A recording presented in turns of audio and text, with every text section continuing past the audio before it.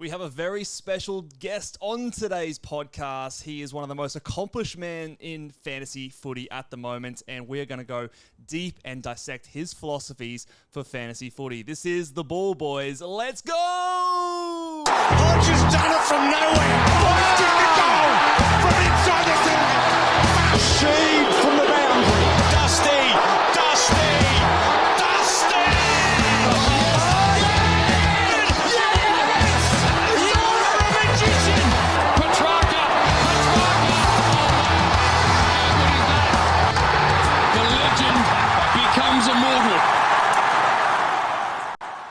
G'day and welcome again to the Ball Boys AFL Fantasy Podcast. I'm your host, Mitch Casey, and you can find me on Twitter at Ball Boys Fantasy. And today I've upgraded my co-host. I no longer have the rock weighing me down. That is the coach of the Oxlongs, Luke. I've upgraded and I've brought on some serious talent to the show here, and that is one of the newest additions to the podcaster space. He's a content creator, and that is DT Lemon. Let's bring him on now. DT Lemon, welcome to the show, mate. It's an honor to have you on. Thanks, Mitch. Thanks for having me on. Big fan of the show, and I love the chemistry you and Luke have bouncing back off each other. Hopefully, I can be almost be as good as that. I don't think I'll be able to rival what you guys have on the audio. Or chemistry, schmemistry. This is we're upgrading here. Today's about a knowledgeable person like yourself coming on the show and dropping your knowledge for the rest of us. Hopefully, making our audience some better AFL fantasy coaches. Before we get stuck into the nitty gritty, for anyone who doesn't know, I want you to give our listeners an intro in terms of your fantasy pedigree, your story, specifically the last 4 years. I mean, you just have to go over to your Twitter page and it's on your description there. Some pretty seriously impressive stats, mate. Talk us through your seasons over the past 4 years. Yeah, so I've always played fantasy, but took it a bit more seriously 4 years ago. Started to listen to a few more podcasts and got on Twitter, and I was like, wow, there's a heap of information out there. It's actually it's a pretty fascinating game. And so 4 years ago, I finished number 3, just 7 points off the car, which was a little bit demoralizing, but still really, really happy with that. And then since then, 271, 32, and then 375 last year. So all top 400. Got the second hat in 2023, which was nice. And it's been a pretty successful couple of years. So hopefully this year is another successful year. I'm sort of dreading that year that I have that maybe doesn't go as well, but we'll see when and if that occurs. It's a very seriously impressive stretch, mate. I'm on the record saying that I think the fantasy classic space is as competitive as it ever has been, and to go 4 years in a row, top 400, couple of hats in there, a third place finished, and on the record, I think that was Holmes' year, but a lot of people saying that if the season that year was a week longer, that you might have taken the thing out because your team was charging home that season. So lots of pedigree, lots of experience coming through you guys for this episode. And I just wanted to ask, we're talking about AFL Fantasy, but prior to or as well as AFL Fantasy, do you have any other experience playing other fantasy sports at all? I've dipped the toe into NFL fantasy, NBA fantasy before, back sort of through uni days. But I think AFL was always, that's the sport that I live and breathe. You know, I used to play a lot, watch as many games as I can. So I think the key to fantasy sports is you've got to sort of know all the players and the teams, and you've got to sort of enjoy watching it, because it's you can't just sit down and watch just for your fantasy players sometimes. So mostly AFL fantasy. I've tried to dip the toe in here and there, but it's always just come back to AFL for me. And you're someone who's grown up around the AFL, like you were an AFL fan first, and then found fantasy as an additional sort of thing on top of that. Because I know, obviously myself, I was a fantasy basketball player first. I know we had a couple of POMs up the top there last year, so a little bit of that, people coming into the sport a little bit later. You're someone who's been around it for a bit longer. Yeah, I remember you said that last a couple of episodes ago. You said that you only sort of just been in AFL Fantasy. I couldn't believe it, mate, because you seem to be a natural. But yeah, I've always watched footy. I'm a big diehard Port fan. Was back there in 2004 watching the grand final, and yeah, pretty much playing AFL Fantasy a long time. It started just against friends and stuff, bit of fun. Then started to get a bit more seriously, draft leagues and the classics sort of got a bit more serious 4 years ago. So yeah, I love it. Love AFL, mate. It's really cool to see people bring in experience from other sports, though. It's nice to see the British boys dominate last year. So I don't know. We'll see. Maybe this is a different year. Maybe it'll be someone else's turn. Yeah, and look, I think the fantasy space is a way we can grow the sport. Shout out to Kane Corns. Like, I think when you have a good game, and I think the AFL Fantasy is an excellent game that can bring people from other sports to enjoy the AFL. So, but of course, diehards like yourself who've been around the game for a long time, there's, not either way can be successful. So I think that's a really cool thing to celebrate. Let's talk about some strategy. Now, obviously, we're in February. Every person playing with the game at the moment is, fiddling around with their team sort of on the daily. I know I am. But when we go and talk about your starting squad, you're famous for being the value king, the value guy. So this is not necessarily, I guess, breaking news now. It's sort of a well-established strategy for a lot of people. I think Selby kind of coined the strategy back in 2017, but obviously you're someone who's nearly perfected this sort of strategy in terms of hunting for value in every single position. But I wanted to ask you, how do you go about assessing whether or not a player is value heading into the season? And are there certain types of value that are more reliable, that you sort of gravitate more towards? For example, things like, injury discounts versus role changes versus new clubs or younger players getting better with natural progression. Like, how do you go about assessing a value for a player in the preseason? Yeah, it's a great question because I think, the way AFL Fantasy works is the guys who are cheap for a reason. So you've got to pick the reason sometimes. And there might be multiple reasons why they're cheap. But you have to sort of pick these guys that are you think are underpriced and you think there's value there, and you've got to then hope that they can improve. So I think for me, I'm always looking for a bit of a combo of more than one reason. So if they're injury discounted and they have a role change or a club change, then it's sort of the best of both worlds. Maybe looking at things like CBAs, time on ground, that kind of thing. If they're a bit lower 1 year and we expect to see a bump, that's a great way that you can couple that with maybe a little bit of natural progression, and you can get these sort of really big jumps. Because in the end, it's, we see a lot of players improve on their average, but usually it's only a handful, maybe 5 or 10 players that have those crazy years where they bump up their average massively. They're the ones that I like to sort of make sure I'm on. I'm happy to miss a guy who goes up, 10, 20 points sometimes, but it's the guys that go up 30, 35, 40 plus. They're the ones that I have to start. Like a Tristan Cherry last year, I was super big on the two other big ruckmen, and I thought, nah, this Tristan Cherry guy could go crazy. I need to have him as well. So, not missing out on those like massive earners. Yeah, 100%. And do you subscribe to the fact, like, are you trying to pick every single player in your team at a value, or do you find that you've got room to maybe have like one or two captain options or something like that maybe you're happy just to pay fair value for, or are you looking for upside on every single one of your picks? It is tricky because if you look for, say you're looking for 10 points of upside on every player, you might end up filling a team and having $2 million left over. So that's normally what I do. I always start the preseason with, $1 million of cash in the bank. And then the closer it gets to round one, I'll start to sort of go, okay, this guy might not have as much value, but he's a captain option. And I think there's a little bit of meat on the bone there.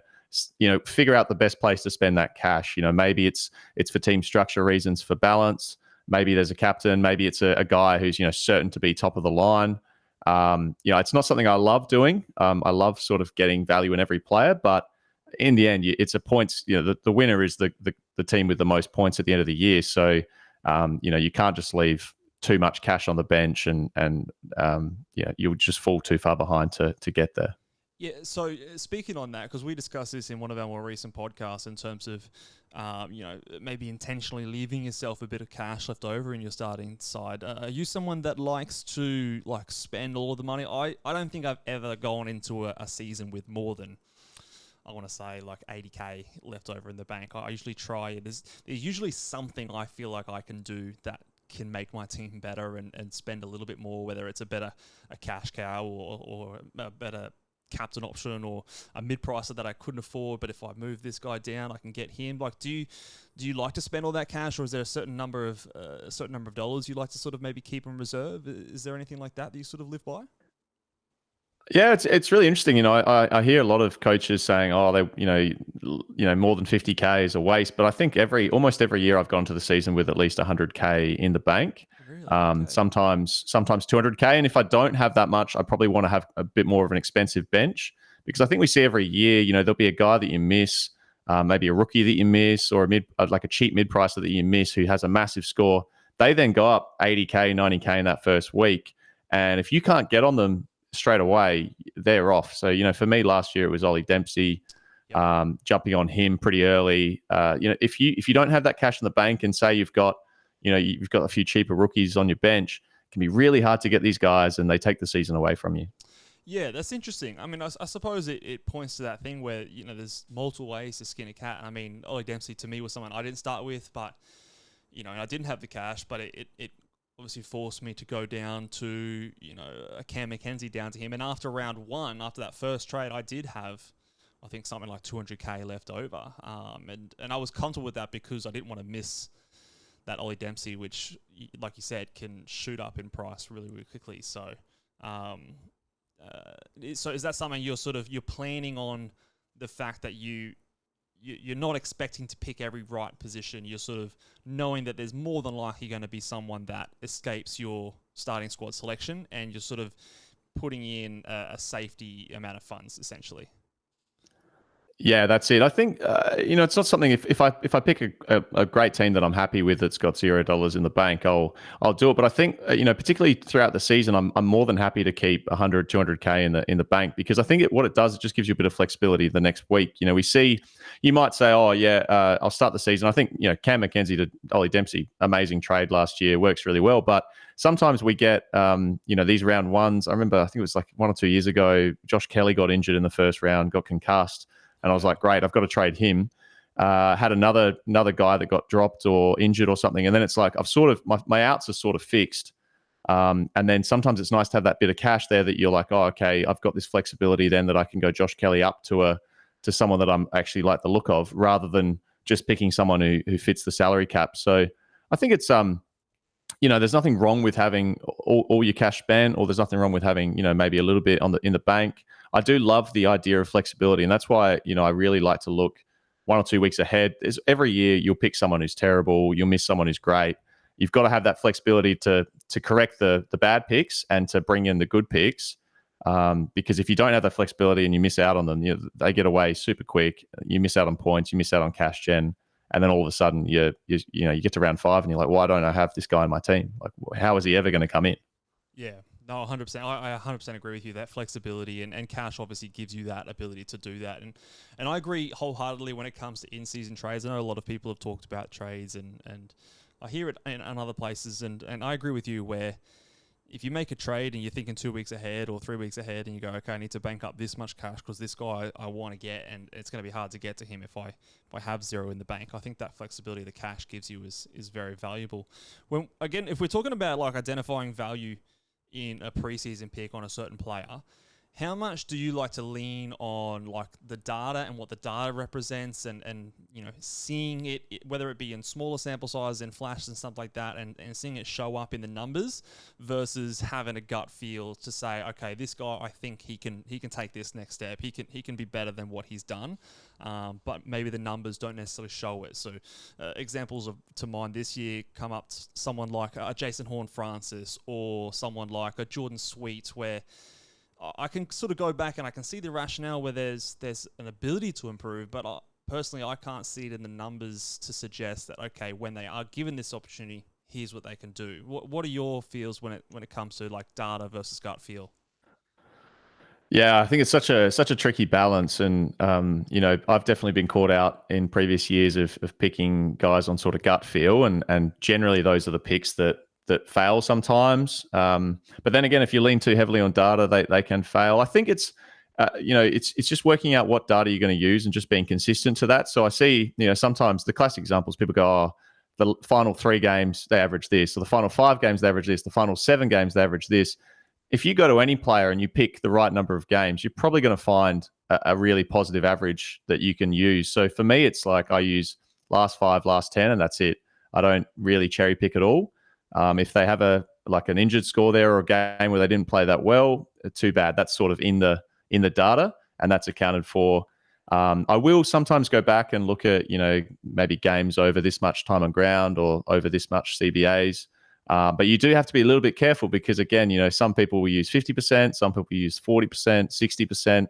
And again, the different ways of cutting the data, you're going to get a smaller and smaller sample size. So, I think that's the first step. For me, I don't consider anyone unless the data sort of looks positive. And then I guess the preseason's the really crucial part. In this role that you see them playing, does the preseason line up with that? So are they playing the role well? Does the coach like them? Who are they competing for that spot? It's all very well to say that they're a good midfielder, but if they've got 4 better midfielders in front of them, it doesn't really mean anything at all. So I think that's where it's sort of, you got to piece it together, and don't be afraid to, if it doesn't line up and the coach of their team doesn't think what you think, you have to be willing to sort of cut ties with that player and say, look, the data adds up. At some point, they might be a good pick, but it might not be right now. Yeah, I've definitely been caught out with that. A lot of the times I sort of think like, I would do this, I would put them here, but obviously I'm not coaching the team, am I? So who am I? I'm just some dude in his spare bedroom talking into a microphone. So at the end of the day, it doesn't matter what we think. It doesn't matter what we would do. It depends on what we're seeing happen and play out in front of us. We have to go based off that. So sometimes difficult to do, but yeah, I agree with you there. If we talk about, again, how much does a player need to be underpriced to be considered a starting pick? And I think this is a difficult question to ask, but I'm still going to ask it anyway. Because I see a lot of people, I think Jaden's got his worthwhile averages and things like that. And I'm not sure if there's a correct answer year over year, but it's kind of every season is its own thing. But in general, like, how much does a player need to be underpriced for them to be considered a good pick, and what are some of the nuances in terms of the player's starting price, the position, other competition at that spot that you think influences that? Yeah, it's a super tricky question, but I think there is, I think a lot of coaches are across the general gist of it, and certainly what I believe is that the more expensive players, you need less upside. The cheaper players, you need more upside. Generally, what I'm looking for with the premiums or underpriced premiums, guys that I can see myself keeping all year, I'm looking for sort of maybe just 5 points of upside. Occasionally, I sort of might flex that a little bit if I need to, but I think 5 points is pretty reasonable. And generally, you can find that a guy gets an injured game, or maybe has a bit of a role change for a few weeks when someone gets injured, that kind of thing. So that's probably at the top end. I'm looking for sort of a minimum 5. Again, if you can find 10, 15 and they become a premium, they're the kind of picks that win you the car. 5 might not necessarily win you the car. And then I think on the bottom end, in terms of rookies, I'm looking at ideally 30 plus points of upside, or the ability to go 30 plus. You don't need them all to go 30 plus, but you need to have those guys that could go 35, 40 plus. And really shoot up in price really quickly. And then in the mid prices, it's somewhere in between. So, again, it's super, super tricky, and it depends a bit on the year. I think, Jaden's worthwhile averages it's an amazing tool, but we've got to remember that's based on the last couple of years, and every year is different. We get different rookies, different injured discounts. We get all sorts of different structures that become viable each year. So I think that's a really good example, but I think mid prices is somewhere in between that sort of 30 points and 5 points. 20 is a good number, but it depends a bit on how much they cost. Because if it's a guy that might average 100 in the midfield, I'm happy to take a little bit less compared to someone who might average 80. You could almost just go down to a rookie at that price. Yeah, I think it's very interesting, especially when it comes to looking like at a defense this year. A lot of us, rightfully or wrongfully, are finding it difficult to to sort of see value that at least value that we're confident in eventuating in the defensive line. That top, mid to top range. So, do you think that's like kind of a situation where you would sort of reduce your expectations? Maybe you would typically look for sort of like 15 to 20 points of upside in a mid-pricer or 10 plus points in underpriced premiums. Are you in this early part of the preseason at least sort of seeing it as though, okay, should I now only be shooting for 5 to 10 points instead? Where players like a Bailey Dale or something like that, where, he's probably not going to go up 15, 20 points, but in a normal year, maybe that's what you're looking for. But in this year, when there's not that many other options you're confident in, you're okay with 5 to 10 points. What are your thoughts on that kind of line of thinking? Yeah, the defense is really tricky, and I think a lot of years that is the case. I'm not exactly sure why, but maybe players are a little bit more stable in their roles, but in defense, whereas in the forward line we always get these guys who are sort of being developed into midfielders, and they spend a few seasons in the forward line. Bang, they go into the midfield and they're awesome value. I think in the end we have eight minimum defensive positions, and you have to fill them with defenders. So it definitely does. You can sort of move the cash around between different lines in your team, but essentially you still have to pick 8 guys with defensive eligibility. And if there's not much value, you're going to have to lower your standards a little bit. I think what I will say to this is where I get a bit more flexible with structure. So if you see the value, maybe it's not quite there in defense, that's where I'd look. If I can get a second rookie on field, maybe that's a good play this year if we have good rookie options. Maybe I go a little bit cheaper and just hit those guys that won't be keepers, but there's a little bit of value there. The other option is maybe I just spend the money there because I'm struggling to spend money elsewhere. And then it allows me to get more value in my forward line, in my midfield, that kind of thing. So, in the end, we all get the same salary cap, and it's who can get the most value across every single line. So if you get a little bit less in defense than everyone else, but you get more elsewhere, then that might be the better play.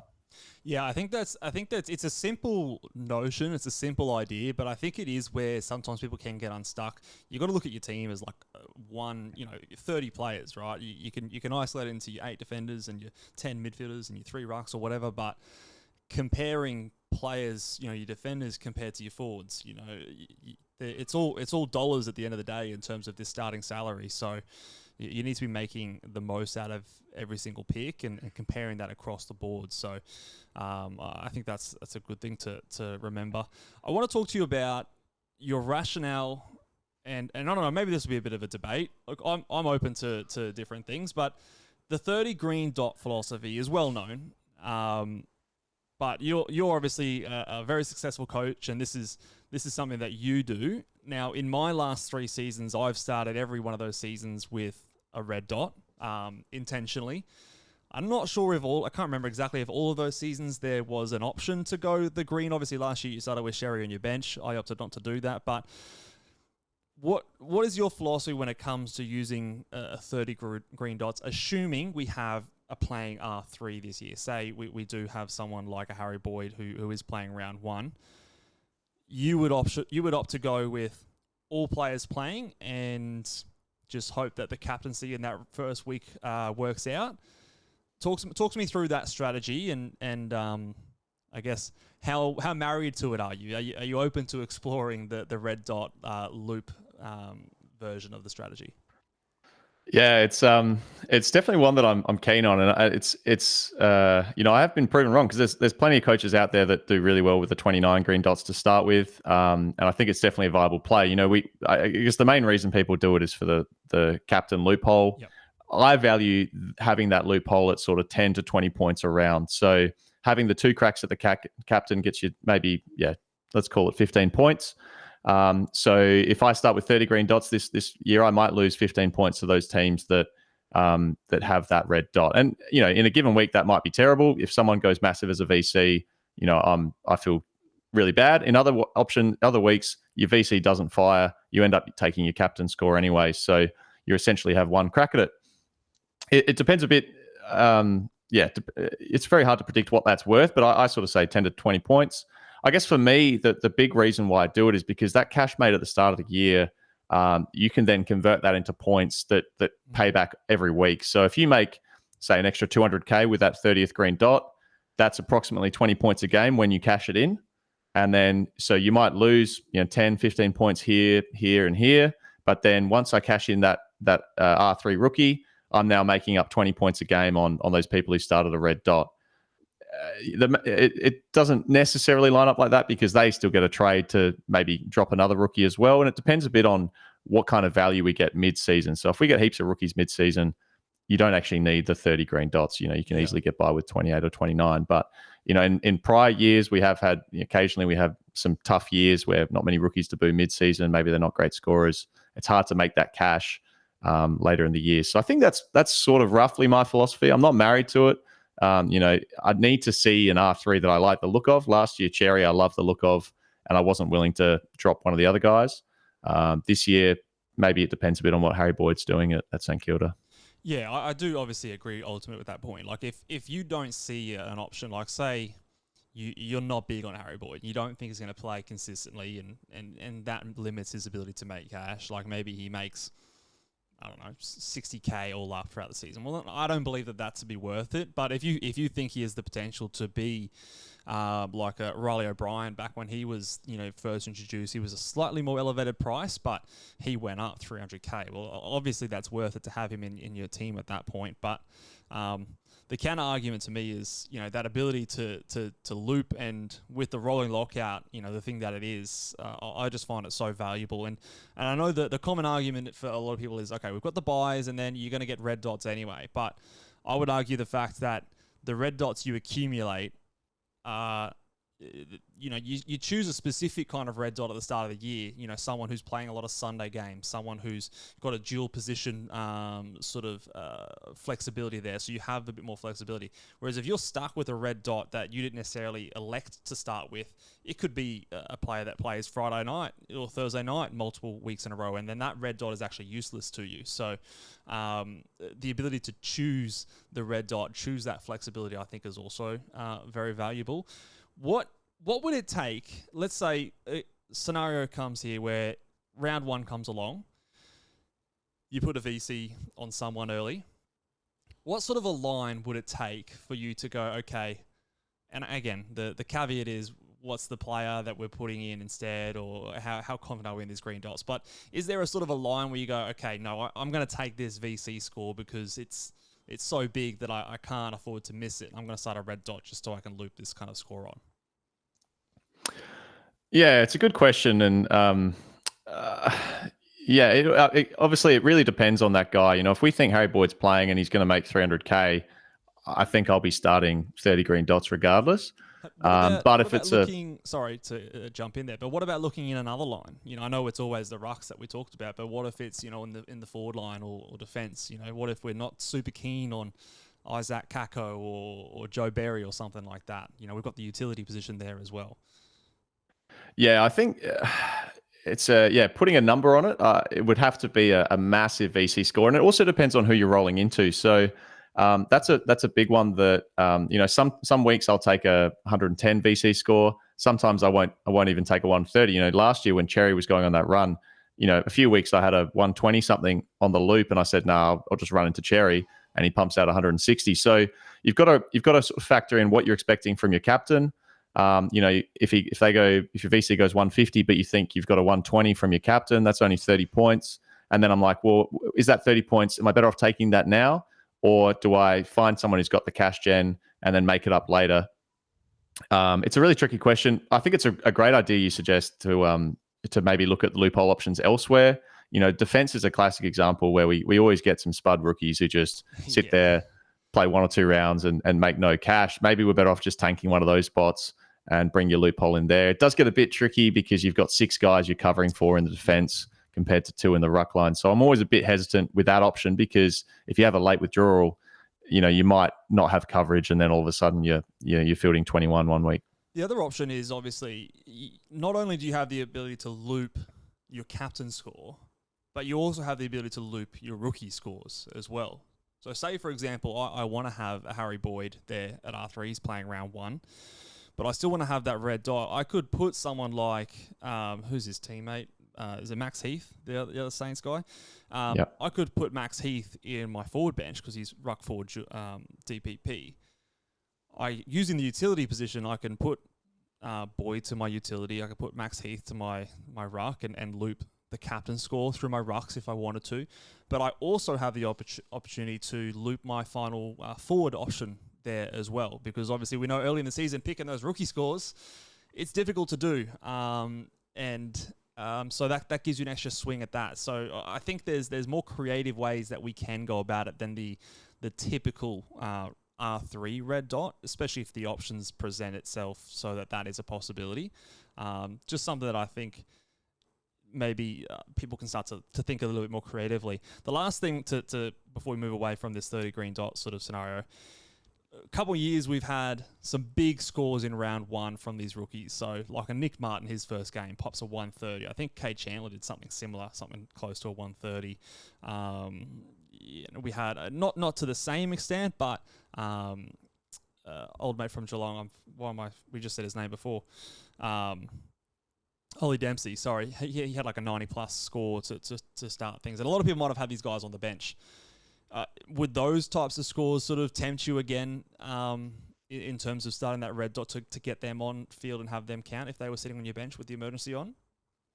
Yeah, it's a really interesting question. And I had Nick Martin on the bench whenever he had his debut season. Years ago or something like that. Yeah. Yeah, I had the choice to take a red dot and again decided not to because, I would have made 60 points, but I thought that 60 points would be better made up later in the year with the cash gen from the guy that I would pick, the green dot. And I think that the main thing I do, I definitely love having a red dot at some point in the year.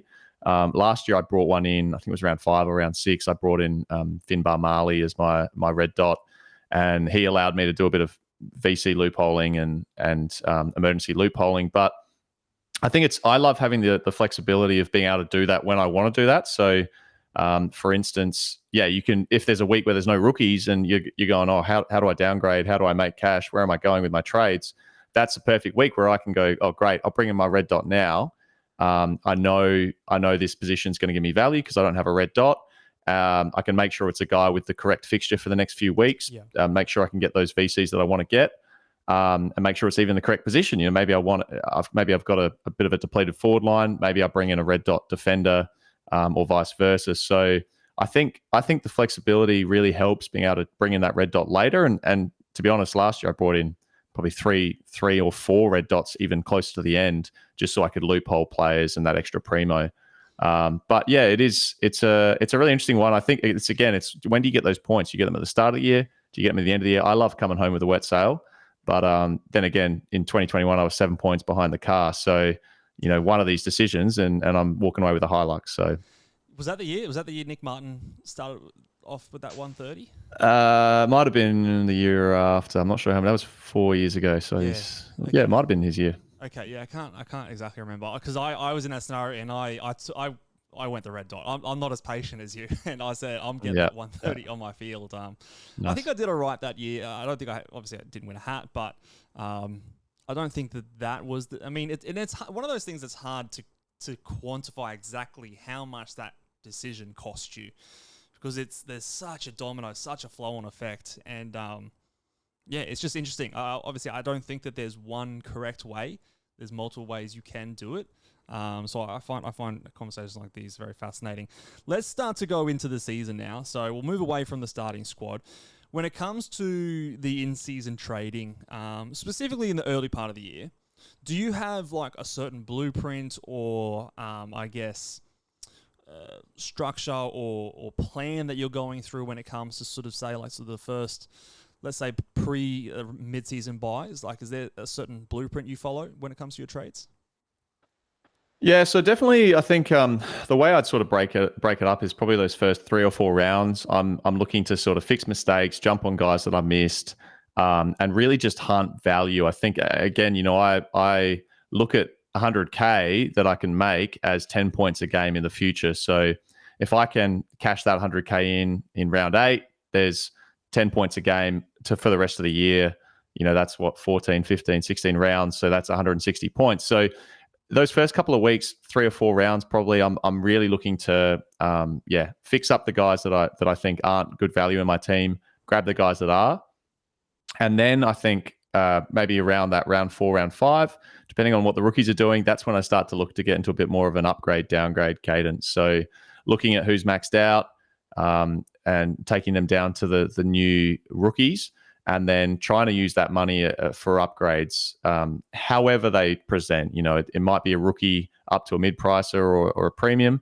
Sometimes it might not be. Keep the rookies on field and take a mid-pricer up to the top. Just depends on where the sort of top line value presents, I think. So, yeah, it's sort of roughly that's what I've done the last couple of years. I'm interested to hear what you normally do in the first couple of rounds of the season. Yeah, and I have to give credit to Selby, because I think he's sort of defined this sort of template that a lot of us do follow now, where you've got your quote unquote fix up trades to begin the year, where you want to jump on those mid-price that pop, whether it is a Matt Crouch or Jordan Clark or one of those guys, Tom Powell last year. If you missed Tristan Sherry, getting on that really quickly.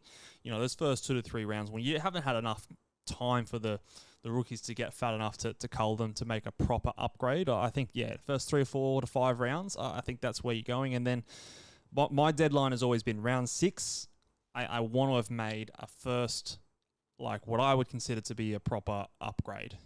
Whether it could be a mid-pricer up or a rookie to a mid-price or a rookie to an underpriced premium, whatever it is, but I want to have made a 1 down, 1 up by round 6.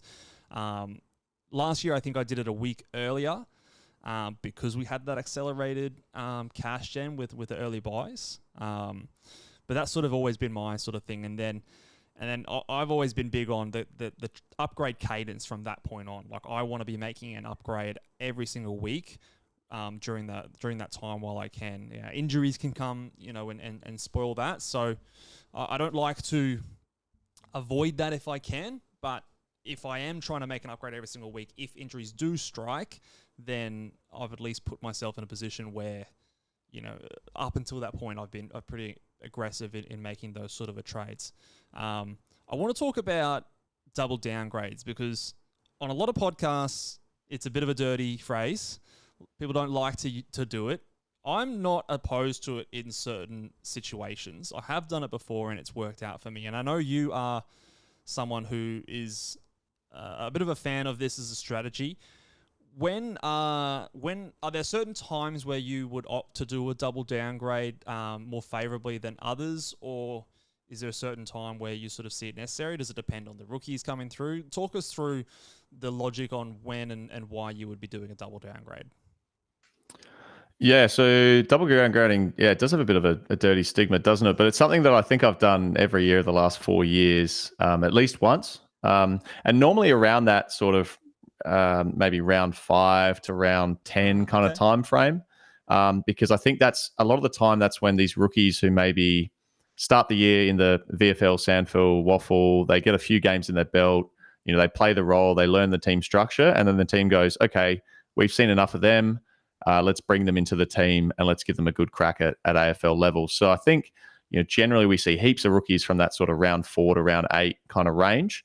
The way I look at it, basically, last year was with the 2 Gold Coast rookies, Closey and Graham. If there's 2 rookies or 3 rookies even that debut in the same round, and I think, oh wow, all 3 of these guys could be great scorers, good job security, good role. I'm keen on all of them. You've only got 2 trades a week, so if I say I'm only doing 1 up, 1 down, I'm gonna have to miss out on one of these guys. Normally, then I'll. What was that? You're going to miss out on 50K as well. And if you're going to get in a week later. 100%. These guys, I think, can jump in. They can put up a fieldable score as well. So, sometimes I think that they're the kind of guys that might put up an 80 or a 90 on debut. That's better than a mid-pricer. Then I can bring in 2 of them. And then it allows me to do a massive upgrade the next week. So what I'll do with that cash, I might bank 300-400K. And then next week, I'm taking like a pretty poor rookie and turning them into a top-line midfielder. Captain option, bang, just give them the VC or the C straight away. I think it's been really effective for me because sometimes I think we get stuck. We concentrate on an upgrade and end up getting a guy that you don't really like. maybe there's not much value there. Maybe it's just like, oh, I'll just get him for 2 weeks, then I'll trade him on. I'd much rather around that time, if there's no one I like, I'll just take 2 guys down, bring in 2 good rookies, and then it means I can get the guy that I definitely want next week, particularly if I've got a guy lined up. Like last year it was the Nick Dacos. Everyone was sort of looking to jump on him at the right time. There's always a premium who's just absolutely right for the picking in that week with a good matchup. They're hard to get to, but maybe a double downgrade helps you get there. Yeah, it's very interesting you sort of mentioned that timeline, because I don't try to make a habit of like intentionally trying to do it, but I do find that week before the upgrade season starts is when I want to do it. So I usually target that week and the first week of the buys as the 2 weeks that I will allow myself to do that, because it's sort of like you're gearing up ready to get that cadence underway, and you're banking some cash so that, okay, after this week, every single week I'm going to be able to make that cash, and I'm also not going to force myself to skimp on the player that I want, which is what you said before. So while others might be chasing sort of that mid-pricer that might sort of be a little ride you can take for 5 to 6 weeks, I don't usually love to do those kind of moves because they have an expiry date, and sometimes getting off them is just as difficult as trading them in. So I try to avoid those headaches where I can, and I agree like you that if timed properly and if the right rookies present and you're sort of at that area where it's not quite a proper upgrade you can make, sort of that week 4, week 5, that double downgrade can be a way to kind of put you in that position to do so. So that's interesting. I think I love how you say expiry date, mate, because I think that's incredible.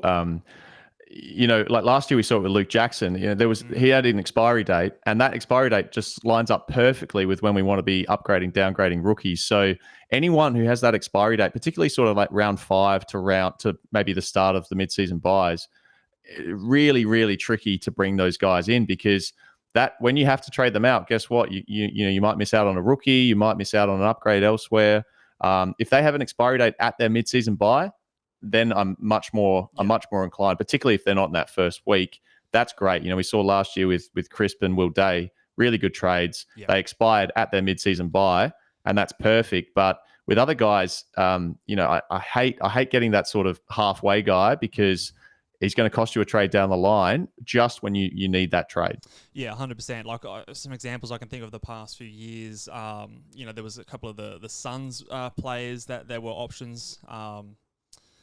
Atkins and Fiorini, Fiorini, the rat pasta. That option, I avoided both those players that year because it's that type of player that I hate to do.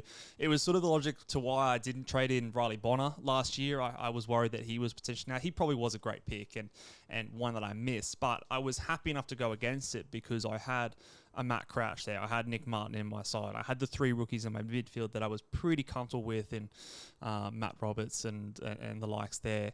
I had a couple of underpriced premiums. So I didn't feel like I was missing out on a good pick in Riley Bonner because my structure was set up that way. Which brings me to my next question in terms of, in that early part of the season, in those first fix-up trades, how much are you taking into account structure and things like that? So that example that I just gave with last year, the midfield, Matt Crouch, Nick Martin, all of those other players caused me to miss Riley Bonner, but I was okay with it because I felt like I had other people that could combat that offset in value. And how much are you trying to restructure on the fly there if you feel like necessary? Yeah, I mean that's a great example, and it's incredible that you had a pretty good season without Bonner there, because he was really a great earner for us early on. I think I do like to be flexible with my structures. So rookies is one that a lot of people are trying to get off your field. I am one that I normally always have a week where I get an extra rookie on the field, because I'm happy to get rid of 2 mid prices, take one down to a rookie, one up to a premium. And likewise, I'm not if you get an injury, I think a lot of the first thought is, I'll just trade to someone else who's a similar price in that line. I'm very happy to trade a premium in defense to a rookie, and then a rookie in forward line up to a premium if that's the best value I can get in that given week. Knowing that you can always correct in the week or two afterwards. It's not because of the way the upgrade cadence works. there's a period there where you're almost getting like a premium on field every single week. So if it means that I have to upgrade in defense next week, that's fine. I can do that. Maybe just have a bit of a look forward of who the targets are coming up.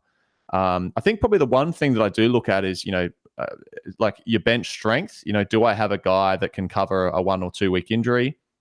Do I have 2 red dots just sitting there, waiting for me to have a donut sometime? And then also, where am I up? If I fully upgrade my defense and then a really good mid-pricer or rookie pops up, I can't really jump on them. So having that flexibility to build, sort of upgrade fairly evenly, so that if a guy pops, in my really popular year, really successful year in 2021, I brought in Jeremy Sharp quite late, and he was a rookie on field that no one else really had rookies on field, but he was pumping out 80s, 90s, a couple of hundreds for me, and that really shot me up because it meant that I could keep him on the field and then just get the uber premiums elsewhere, which made up those points. So I think that's, being flexible with structure, I think, is really important. And remember, we change our structure every week. You get 2 trades every week. Your structure for 1 week doesn't have to be the structure you roll with for the next 10 weeks. Yeah, 100%. I think, again, the common theme of this podcast seems to be like that flexibility. Having ability to be flexible, adjust and readjust, very, very vital. When you mentioned injuries there, and I want to go through that link a little bit more. When you get an injury during that upgrade cadence sort of time of the year, are you someone that likes to hold a 1 week, 2 week injury? Is there a sort of a line where you go, okay, if I think it's going to be a 2 week injury, I'm trading. If it's a 1 week, I'm holding. Is it maybe 3 weeks for you? Because that can be a tricky question. Obviously, some people have been burnt before with like the Tom Green sort of situation, the Connor Rosie situation last year, where trading them would have been the right idea, but just as easily in the past, sometimes holding is the right play. I think Matt Crouch even he might have missed a week with suspension, and the right call was to probably hold him. It can be a tricky situation, but do you have, I guess, a rule or something when it comes to those types of scenarios? Yeah, generally, I think as a coach, I'm probably more on the side of holding guys than a lot of other people are. So, I held Green and Rosie through the horrible patch last year, and was just pulling my hair out through all of it. But I think, I think definitely 1 week I'm more inclined to hold. 2 weeks is a bit of a grey area. Depends a bit on the injury. Do I think they're going to come back fully fit, or do I think it might take them a few weeks to come back to full strength? So, that depends a bit on the injury. If it's just a mild hamstring, you go, he might need 2 weeks and then he'll be back to full strength. If it's maybe a shoulder or something a bit more, impact, that you see with guys like Sicily, they do their shoulder and they're just different players afterwards. So it depends a bit on the injury. Suspensions are an easy one because you pretty much know they're going to be coming back full fitness, maybe even fitter. So I love holding a guy with a 1 or 2 week suspension because they just get 2 weeks off and they come back and they can smash out the year. Does it depend on the player as well? Like, is it like, for example, so I had Matt Crouch last year. He got suspended and I traded him out. My rationale for trading him out is because I didn't know whether or not I truly thought of him as a player that was a guy I wanted to hold. It was an opportunity for me to get onto Sam Walsh, I think, at the time, who was popping, who wasn't. I think I actually might have even made some cash. I can't remember exactly. But does the quality of the player make a difference when making those decisions, whether they be sort of someone you want to keep long term or someone who's maybe eventually going to go out of your side as it is? Yeah, 100%. So I think the anytime it's a mid-pricer rookie that gets a week off or gets injured, maybe gets a vest. We had like Riley Sanders is a great example, getting a vest on a Thursday night, and you go, oh, I've got an option to get off here. Do I trade him before he ges the 30? I think it's very, very different with a guy that you're not expecting to hold for the year. So you're going to trade them at some point. Maybe they make another 50K, 100K. You've just got to do the math on how much value is left there. And if they're pretty close to the top, you might be better off just saying, yep, get rid of this guy. I'm going to trade him 2 weeks early, but I'm going to get an extra score on field from whoever I bring in. With the premiums, it's more, I like to sort of hold that 1-2 weeks. 3 weeks is probably where I say, definitely trade. It depends a bit as well. What else are you doing that week? If there's a guy that if you can use the cash and there's a guy you love with a bit of upside, then it might be a good trade. But if you've got 2 other great trades to do anyway, a lot of the time I look at it, I might still get the upgrade I want either way. So then I'll just hold.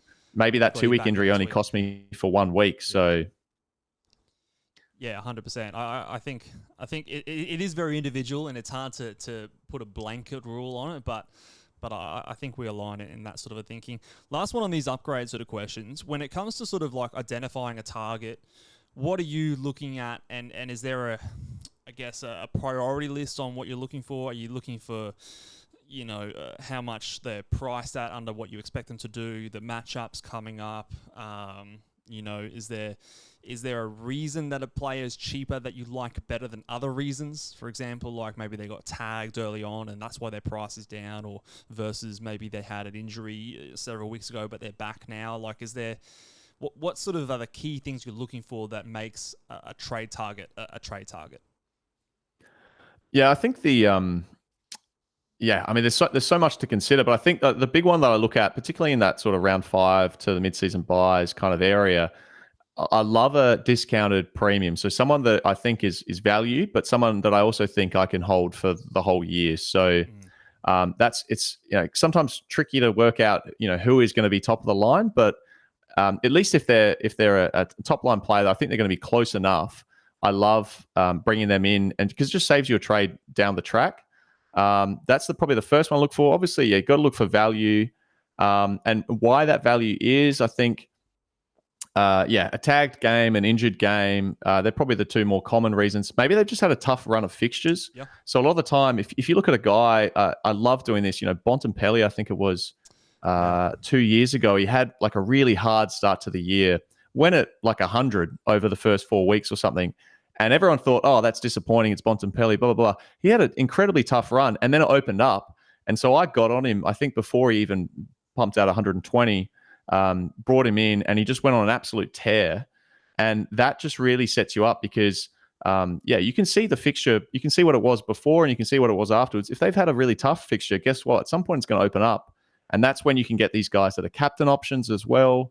So I think, definitely you've got to sort of look both ways. I also love bringing that guy for that instant reward. So when they have that sort of premium that has that juicy matchup, I love getting on that, giving them the VC or the C on debut, because that's just an easy way to sort of get the leg up on everyone else. Maybe other teams haven't brought them in yet. You get to double their score the first week, and that just really shoots you up the rankings. Yeah, I think one of the biggest things that separates a successful coach and people who always find themselves chasing the pack is not needing to wait to see that score to jump on a player. Like, if you can see the potential for a big game and they haven't done it yet, they've had a disappointing run up to that point, but they haven't had that pop score, and you go anyway because you're confident in your research, you're confident in the run that they've got coming up. You know that they're obviously a good player, like Bontempelli, Nick Dacos last year. Like, we shouldn't have many doubts about these types of players and their ability. But a lot of people sometimes want to wait and see the score first. And I think that kind of mindset just will always have you kind of a little bit behind the 8 ball a little bit. Now, sometimes it is good to be patient on maybe some more risky type players, but those kind of guys, I think launching ahead of the pack is a good way to get yourself in front, which is obviously what we're all aiming to do. Let's talk about some buy rounds. So how much in the preseason do you consider both, we'll lump them together, but the mid-season buy and the early buy? Obviously, we've only had one season with the early buys so far, but just in general, when you're putting together your starting squad, do you look at the early buys or the mid-season buys much at all?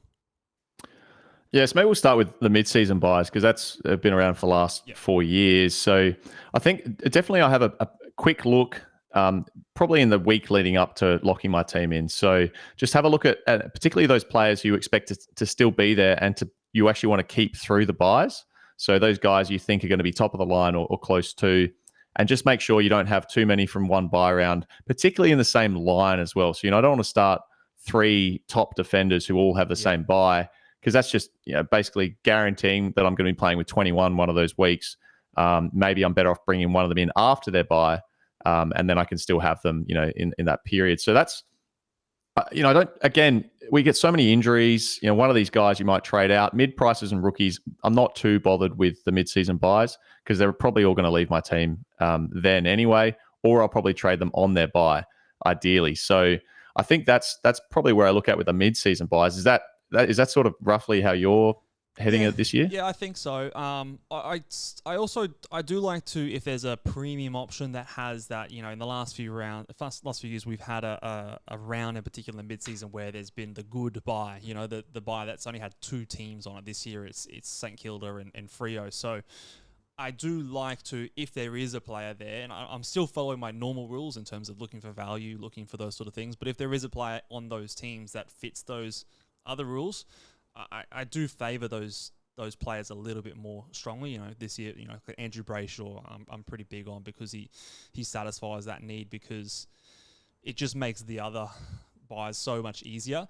And I do want to get your thoughts on like stacking the buys, the mid-season buys, either junior trades or in the pre-season, whichever way. Like, because the old method when there was 3 buys, it was the 8, 10, 12.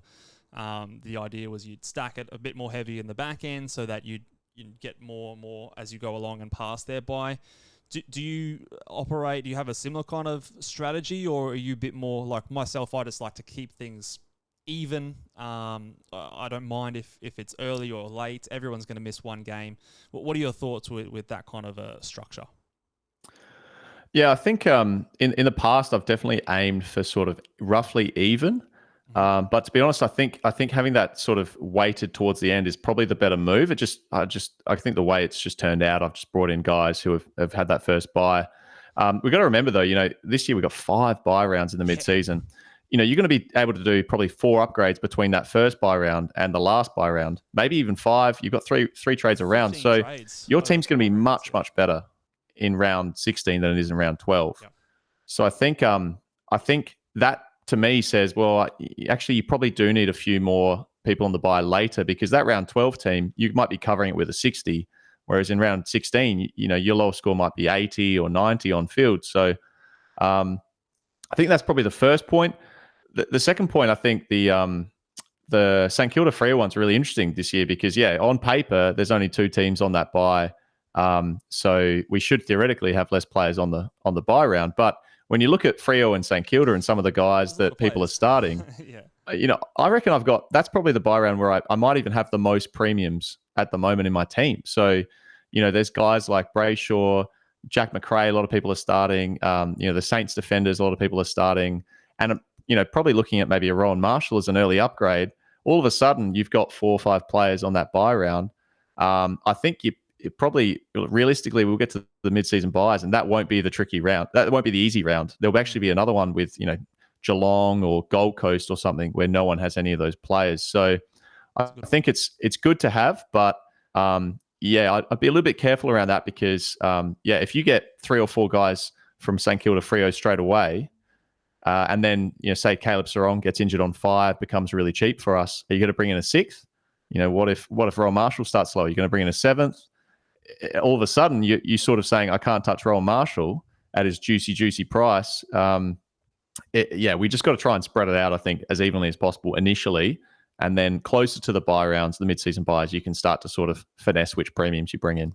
That's a very good point you bring up there, because I agree. Like Freo and St Kilda are 2 of the more relevant fantasy teams, I think, this year. So it might seem easy on the surface, but you might end up having a lot of those players. Let's talk about the early buy rounds, though. Obviously, it's newer. I don't think anyone can confidently say that they know exactly how the optimal strategy is. But at this stage, with 1 season under your belt, Well, first of all, how did you approach it last year? And do you think that you did it the right way? And is that going to be something you attempt to do this year? Because it is slightly different with 1 fewer rounds, 1 round where there is obviously now 4 teams on the bye. How are you approaching those in the second year that it's been installed? Yeah, so last year, I think, like a lot of coaches, I was pretty happy to take rookies and some mid-prices on each of the buy rounds, relatively even spread. And I tried to avoid those premiums. I did start Whitfield because I thought he was a great upside and I just didn't know who else to pick. Heaney, Grundy, Gawn, those sorts of guys I was happy to start because, again, I just thought that they're too good a value to pass up. I think what I do is I just sort of discount them by a few points per game, or their value by a few points per game, because I know they're going to miss. So, again, I'm looking at points over the season.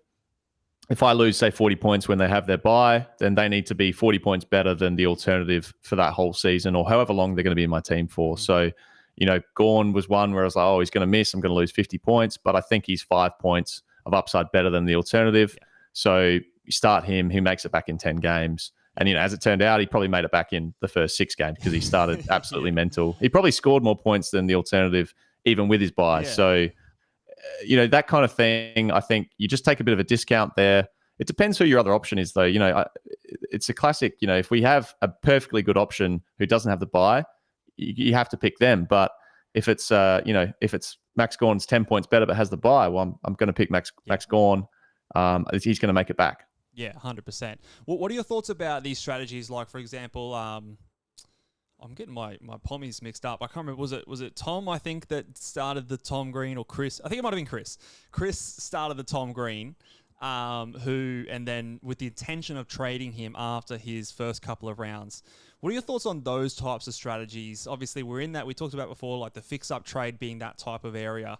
It is a period where you're not making upgrades. What are your thoughts on those type of, I would call them aggressive strategies of buy round flipping and those sort of things? Do you see that as something that you'd be interested in exploring, or do you find yourself being a bit more conservative?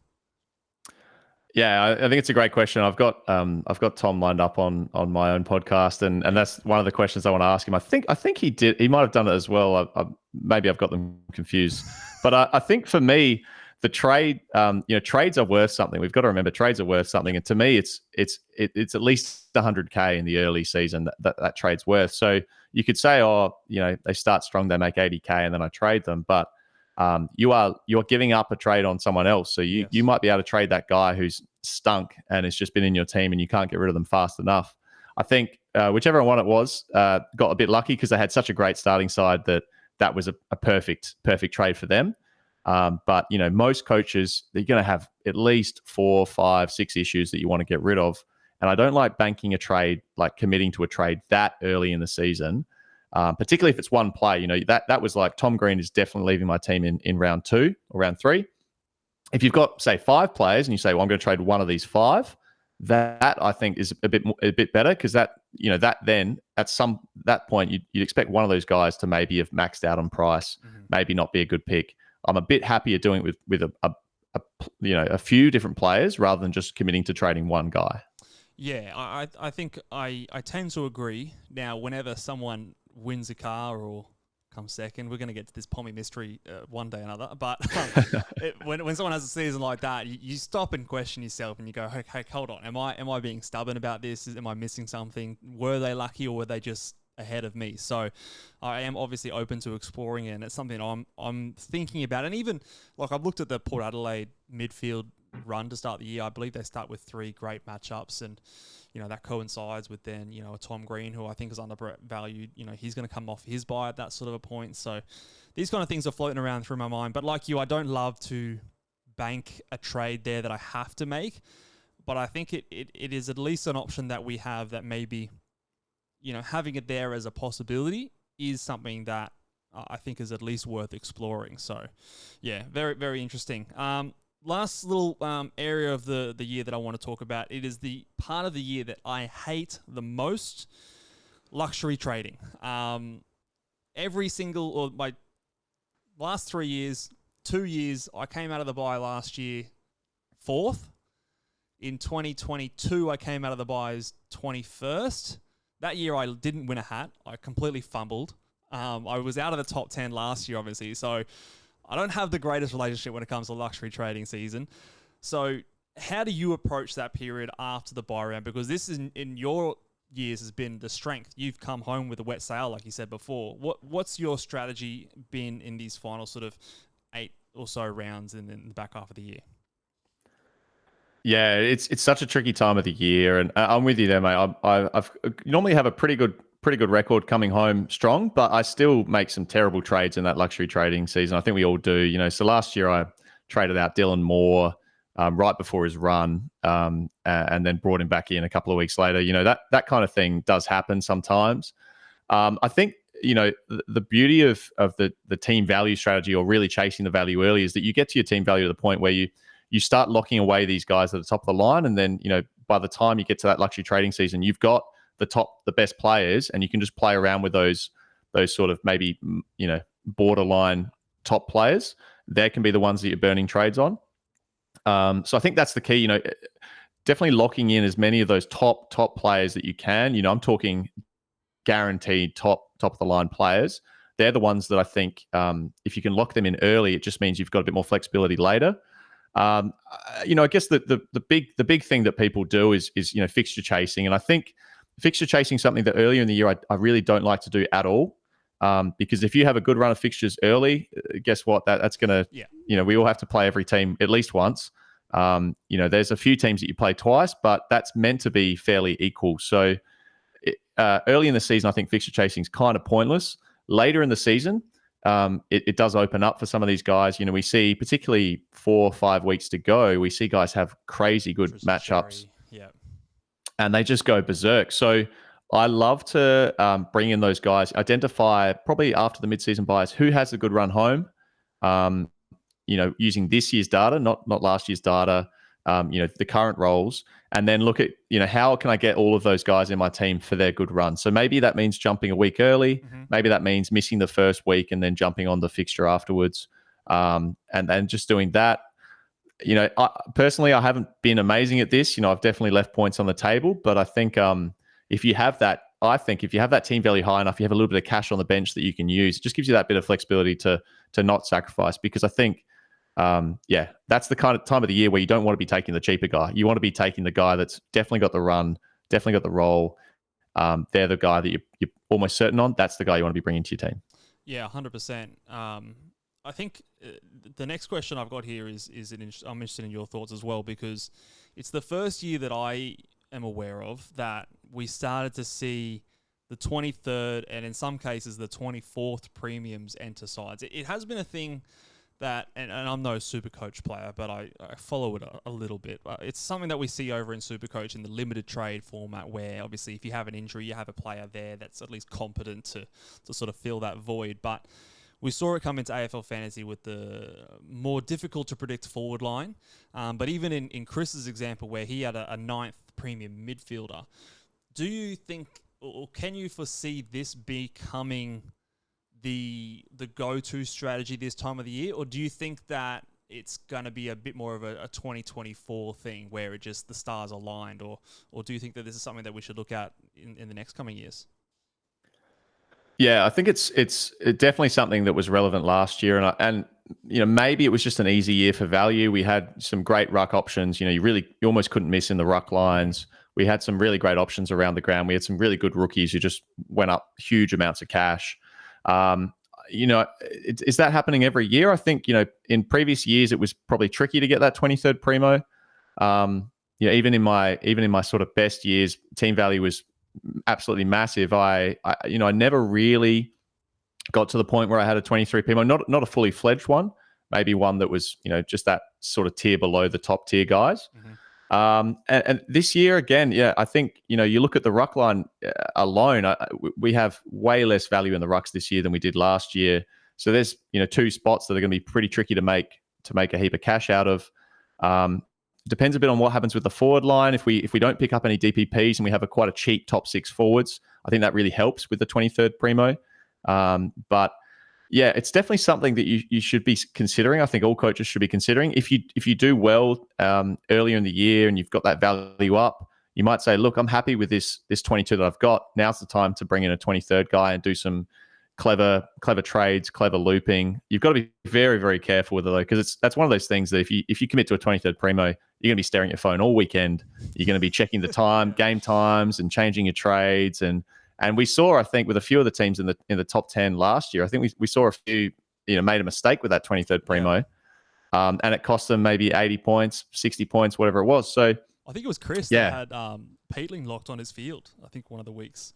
And lucky didn't cost him, but it can be tricky. And talk about, like, there's so many decisions you have to make in AFL Fantasy. You know, do I take this VC score? Do I loop this rookie? What are my trades that I'm making? Am I being aggressive? You know, especially that end of the year, if you're at the top there, like, what's this team doing? What's this team doing? And then to add in a 24th, 23rd premium in there, and what's the line I take? Like, you know, if they score 100, is that good enough? Am I chasing that? It is.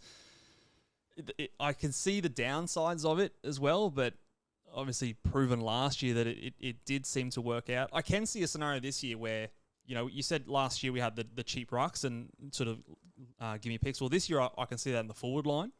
I also think that the early season buys and that accelerated cash gen, you've also got an extra mid-season buy round as well this year, so you've got an extra trade there. That I can foresee that team value getting to that point potentially again. And the thing that I think a lot of us need to remember is to get that 23rd, 24th premium, it doesn't just happen. Like, it's not something that you just wake up one week and you go, okay, yeah, I'm going to trade in a 23rd premium. A lot of the times you've got to put the groundwork in, and maybe it's a Connor Rosie that presents around the buys who's super underpriced, and you go him instead of, you know, someone who's a bit more expensive in order to save a bit of that cash for the next week for you to get that 23rd premium in. So it is something that I'll be considering as we get close to that thing. If anything else, not to, you know, to avoid trading out Tristan Sherry again like I did last year and making those kind of mistakes. At least then I can feel like I sleep at night and not kick myself for making trades like that. So maybe it's just a psychological benefit at the end of the day. Yeah, I think that's the thing. You know, if a guy has the beauty of the 23rd primo is, you know, if a guy like Sarong, for instance, you think he's going to get tagged one week and you're expecting a poor score. You know, if you've got 22 primos, all of a sudden you've got to trade him out to avoid that score. Whereas if you have the 23rd, you bring in someone, maybe not a top of the line player, but you bring in someone in your midfield who can cover for him for a week. Or maybe you take a look at Sarong and you go, yep, that's a 60. I don't want that on my field. And then it just means that then, you know, you're not trading Sarong out for 1 week. You can leave him in the team and then, you know, convert that extra primo to a different line next week to cover for another tough matchup. So it's great. If you do it really well, it's a great way to make up points, particularly with a few red dots, and you can take a look at scores. But yeah, I think you're right. You know, if you're going top of the line every time and getting the guys in that are really great players and expensive, you're probably not going to have the cash to do this option. You're going to have to take a haircut on a few different upgrades to make sure you have the cash for the 23rd, 24th primo. Yeah, 100%. So we'll see what 2025 brings us. I'm very excited for things to get going, and that'll bring us down to this podcast, mate. Thank you so much for jumping on. You've given us a lot of your time. Very much appreciated, and this is a fantastic chat. I'm definitely going to go back and re-listen to this and see all the nuggets of gold that you dropped us. Now, you have some very exciting news for us, for anyone who enjoyed this podcast, enjoyed the conversation we have. You're launching a new podcast, which is basically going to be every episode similar to this one, where we're deep diving on strategy, what I like to call the teach a man to fish philosophy. Tell us more about what's coming down the line for 2025 for DT Lemon. Yeah, that's it, mate. So yeah, I love strategy chats, and the Lemon League is what it's called. We're just going to be purely strategy focused. So we're not going to tell you who to pick. We're going to teach you how to pick them round on round, year on year, and hopefully make you guys better AFL fantasy coaches. So it's live now. It's just gone live this week. First strategy episode is with the GOAT, Selby. So that's a really great chat. I've also got a team reveal up there, and I've got a few more guests lined up as well with some really special topics. So we'll go into a bit more detail that you can't sometimes do when you're talking about several things in a podcast. So yeah, you can find it at lemon_league on X, and there's links there to the Patreon, or you can find me at lemon_DT, and I'll send you in the direction. So yeah, hopefully if you like this, you should like what we're doing over there. Mate, it's hard to go wrong with starting your first podcast with the GOAT Selby on, and yeah, I 100% will be jumping on straight after this podcast and signing up myself. Very interested in diving into that, so make sure you do check out DT Lemon on social media and his Patreon there for some great podcasts all year round. I'm 100% sure of it. Thank you very much for jumping on the podcast today, mate. Enjoyed the chat as always. And if you guys enjoyed the chat, please make sure you go ahead and give this video a big old thumbs up on YouTube. Give us a 5-star rating and review on Apple Podcasts or Spotify. And if you also enjoy our podcast, you can go ahead after you've subscribed to the the Patreon over at DT Lemon. You can subscribe to our Patreon at patreon.com/theballboys. Get your preseason projections, get the blueprint for the top 100 season, get into our cash league for Patreon members exclusively, and lots of other details. We are going to be doing some reviews of the match sims coming up exclusively for our members, which we're very excited to do, which is just next week, guys. But until next time, we'll catch you guys later. Bye.